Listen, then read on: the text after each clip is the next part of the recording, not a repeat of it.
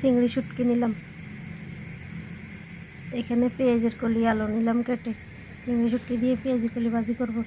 এখানে সিম আলু কেটে নিলাম, এখানে মাছ নিলাম, সিম আলু দিয়ে মাছ দিয়ে রান্না করব। এখানে ভাত বসিয়ে দিলাম, রান্নার জোগাড় করে নিলাম। এখন সিম আলু রান্না বসিয়ে দিব। আসসালামু আলাইকুম, সবাই কেমন আছেন? আলহামদুলিল্লাহ আমরা ভালো আছি। আজকে আবার নতুন একটা ভিডিও নিয়ে আসলাম। এখন সিম রান্নাটা বসিয়ে দিব। কড়াই বসিয়ে তেল দিয়ে দিলাম, তেল গরম হয়ে গেছে। এখন এক এক করে মশলাগুলো দিয়ে দিব।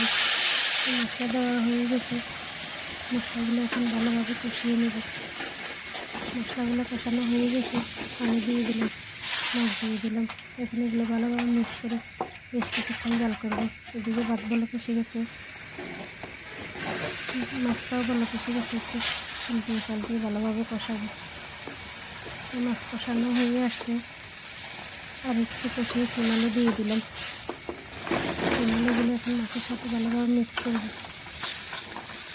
মিক্স করা হয়ে গেছে, এখন বেশ কিছুক্ষণ জাল করবো।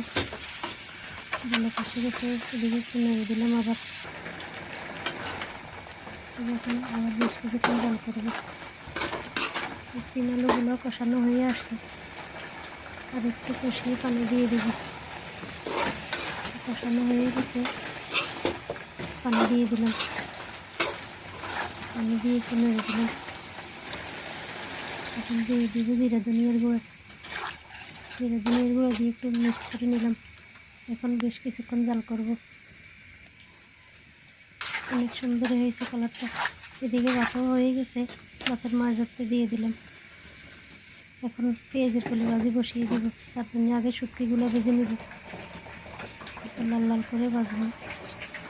শুটকির জানটা অনেক ভালো লাগে এভাবে ভেজে দিলে। এদিকে সিম আলুও ভালো কষে গেছে, একটু নেড়ে দিলাম। এখন পেঁয়াজের কলি ভাজি বসিয়ে দিব।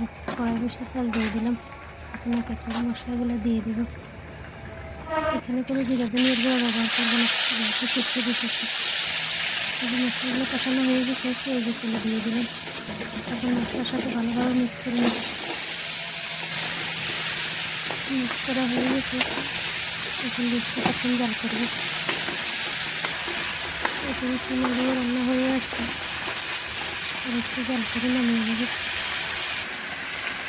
অনেক সুন্দর হয়েছে কালারটা। সিম আলু রান্না রেডি, নামিয়ে নিলাম। পেঁয়াজের কলিও রং চেঞ্জ হয়ে গেছে, আর একটু জাল করে শুটকিগুলো দিয়ে দেব।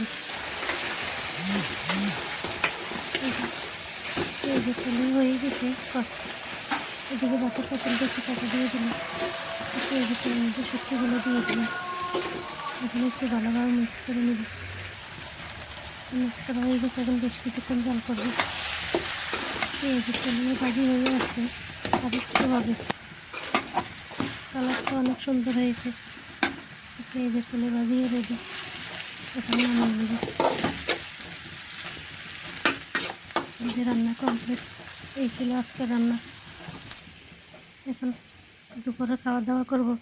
আজকে এ পর্যন্তই। সবাই ভালো থাকবেন, সুস্থ থাকবেন। যে যেখান থেকে ভিডিওটা দেখেন, ভালো লাগলে লাইক কমেন্ট করবেন।